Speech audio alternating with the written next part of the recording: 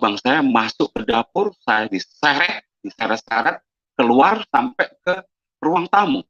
Dari ruang tamu saya didorong, saya terjatuh di kursi, ditendang waktu itu.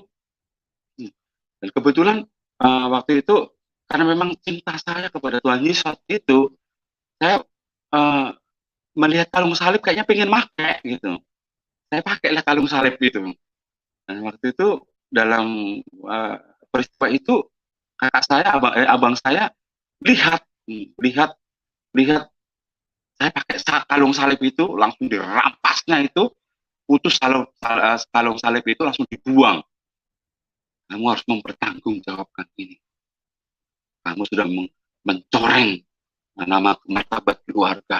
Kamu sudah pokoknya bla bla bla, semua caci maki segala macam. Kamu harus mempertanggungjawabkan ini. Kamu harus mati di tangan saya.